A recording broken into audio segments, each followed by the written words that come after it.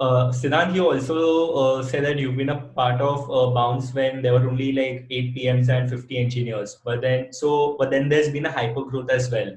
So how has your working changed, and what challenges have you faced in this like massive growth?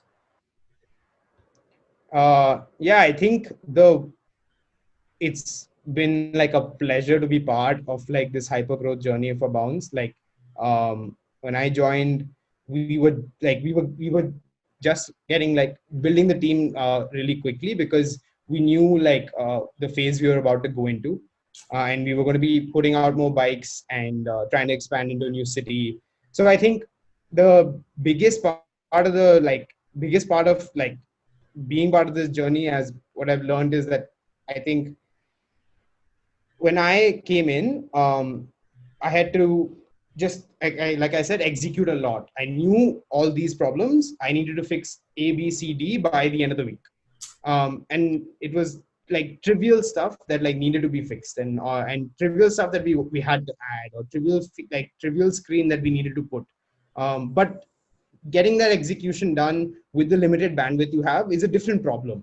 Right. And even fighting for those features, why is the feature important, or why is this problem worth solving, is important. Like you need to like get into like a quick debate with like maybe the head of product, or maybe the engineering manager, saying that no, we do want to like actually fix this, and we want to deprioritize this.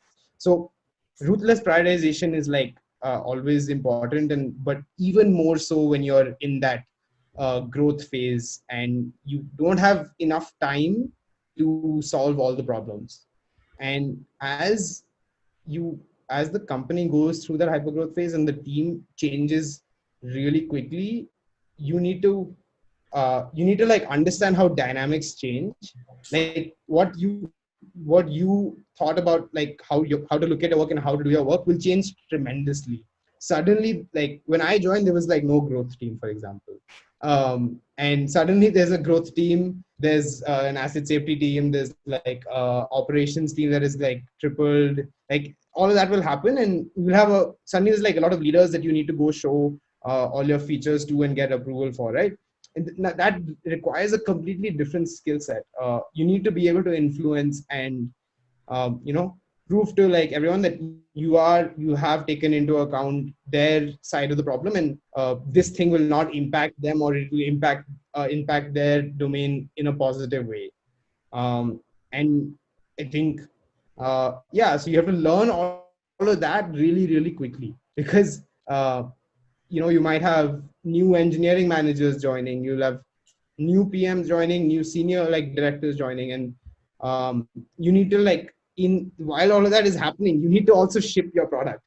Right. While all the internal dynamics are changing, that you need to ship a product. But I'm a strong believer that like in chaos, typically like you build the best stuff.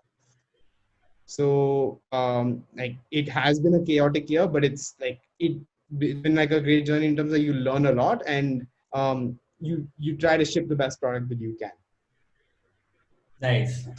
If there was anything that you could change in the process or during your work in your workflow, what would that be? I think in terms of like what I would change them in my workflow would probably be I need to like become much better at writing, because I think after a certain point of time, like when you have like a document where you have like clearly like structured what the problems are, and you have clearly like, you know, given the engineering team, you've thought of all the edge cases and you've written it out in the language that like makes perfect sense for them. You've articulated to the design team what the problems are. And even writing just doesn't mean like PRDs, it also means like emails, it also means like how like you communicate. And like COVID has specifically taught us that like how much that like writing is important, right? Earlier you would just go like knock on someone's shoulder and be like, hey, how do you fix how can I fix this, or like how does this work, and or when is this coming? You can't do any of that now. And so like, you know, writing out your product strategy, writing out your roadmap, writing out why it's important to solve this specific problem. Yeah, that really helps, because Otherwise, what will happen is if I have to go explain the same thing to like 5 people over 5 meetings that day, instead I can like, write a well documented, structured document where I can like document all the problems that I've been looking at and what I think the solution could be, or what my thinking is. If I can put that in like a written format, then it will help everyone getting on the same page much more easily. And I've learned that in like recently on a lot of the stuff. Earlier, I would be, I would think writing is going to take time. Like I don't need a document. I know the roadmap in my head, and like I can do that. But that doesn't work after a certain stage. You know, and that with more people, more team members, more people are going to ask you like, why are you building what you're building? Right.